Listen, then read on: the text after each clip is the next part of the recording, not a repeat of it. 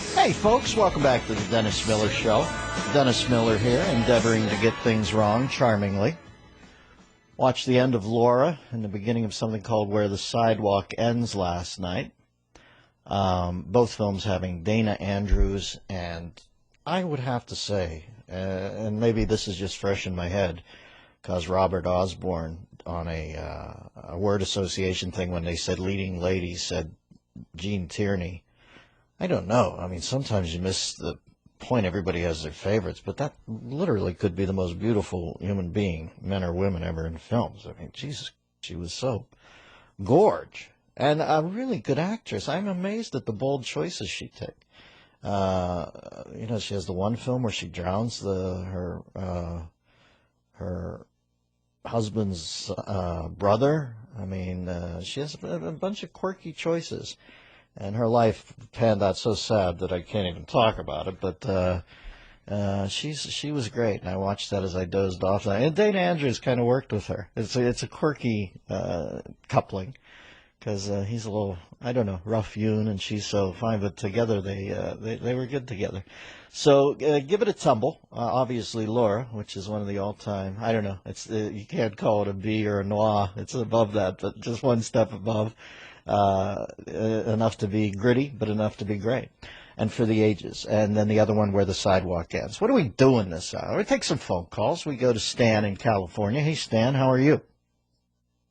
Doing great, Dennis. I just wanted to give you a big thanks from my family, the Shaner family, for supporting the Alpha Resource Center. I saw your picture in the paper. You were emceeing one of their fundraisers, and you looked incredibly happy, and you look younger. You're doing something with that fitness regime. I don't know. I haven't had any work, but I dye my goatee. The Alpha Resource Center is what he's talking about, folks. It's up in Santa Barbara. Work with the developmentally disabled. They do a stunning job. And, anytime you're looking to make a donation in Santa Barbara area, there's sweet people over there. Thank you, Stanley. Well, happy to do it. Blessed to do it, I would say. And I think that's maybe 7 or 8 years in a row. Maybe is it that long? How long have we been on the radio? Because I remember when I first started going there, we didn't have a show. And then it cut back on my ability to go. So we just did 7 years. So if you've been doing So I've been with the Alpha Center for 71 years. Yes, you have. Interesting. 866-509-7268. On tomorrow's show, our guests will include Guy Benson, Jonathan Hoenig, and William Shatner. Is he having the horse deal guy? Yes, he has a horse deal every 3 weeks. I swear to God, he tells me it's annually. But it's some sort of Trek episode where they flew through a wormhole or something? Well, myself, you, and Bill Shatner are actually trapped in the same transporter beam. And it's on an endless loop. So every day we actually have that interview with him. If you miss any of those segments, go to DennisMillerRadio.com to join our premium. No, if you could put that in with a horse making a whinny, we'd have Shatner. Look around for what do horses do? Sort of a. Are they laughing? You laughing at me? That was kind of a whiny horse that you did then. Fey horse. But, try to mash up. And this is what we're all about here. I'd go with the whistle first, right? And then the horse reacts to it. This is Captain Kirk, Equestrian. Good. I can see him pushing the button. Editing skills of the guy working the guillotine outside the Bastille. Watching him get frustrated trying to hit the button. Well, it's more entertaining to me than what everybody else is not hearing. It's like Brando having to dance in Guys and Dolls. So you can get it that way, but you can't get it the other way? Oh, you horses. There. 866-509-7268 if you'd call in. And let's go to Ned in Richmond. Hey, Ned, how are you? You're on the Dennis Miller Show. Hey, thank you. Just a quick comment. A little bit ago, you made a statement about John Madden being on the stage at the Improv and that you would bump his ass off. I'm not sure if you've heard or are aware of a comedian by the name of Frank Calienda. He does a terrific routine on John Madden and has his voice down to a perfect. And it is just hilarious to listen to the takeoff he does on John Madden. As he says, John Madden hates him. All right, Ned, we'll give it a listen. Thanks for the recommendation. Knucklehead. Let's go to Brian in Vegas. Brian, how are you? Hey, I have always enjoyed listening to you, and I wanted to call in today, and since it's Earth Day, try to be at least one voice in dispelling... Oh, I didn't know it was Earth Day. Yeah, it's Earth Day. I want to dispel this myth that global warming is in any way factual at all. I have done, with an associate, years of research into this and found out that the claims of global warming are based on faulty science.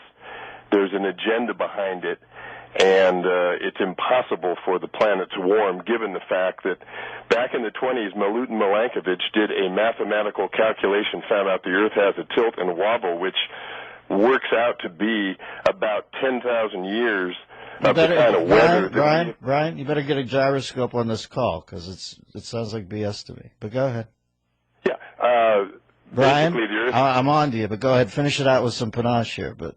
This is complete crap. And you're not, I know you want me to come up out of the water like a Tarpanoff monitor, but you didn't make it good enough. You weren't smart enough to make it good enough. But finish your call. Yeah, the basic thing is the scientists have been co-opted and purchased in their statements, and there's an agenda against technology because the powers that be want to keep it. Brian, one of the main reasons I don't believe in global warming is because unimaginative guys like you believe in it so much. And then try to cloak it in weak cheese calls like this. Good effort, but I'd say you made it around 8 seconds in before I was on to you. What a clever guy you are. I wish I could be on that side. It sounds like all the cool kids are there. Let's go to Stu in Kansas City. Stu, how are you? Hey, Dennis, you were talking about Star Trek a while ago, and it reminded me of a great line from Star Trek that I always thought it was a favorite line of a friend of mine, but I always thought it sounded like a Dennis Miller line.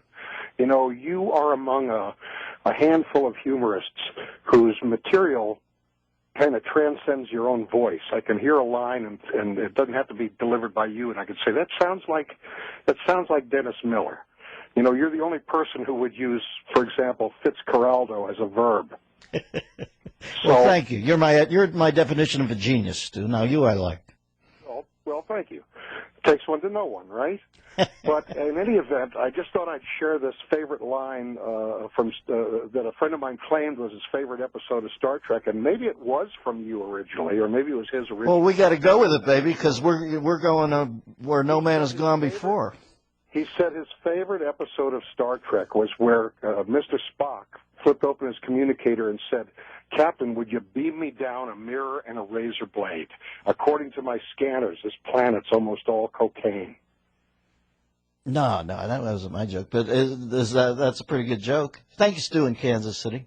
Franklin Ajay had the best Star Trek joke, where he used to use the N-word. Right. And he'd say... Spock would run a tricorder reading on the black guy on the landing party. After the aliens out, Captain, is a cube.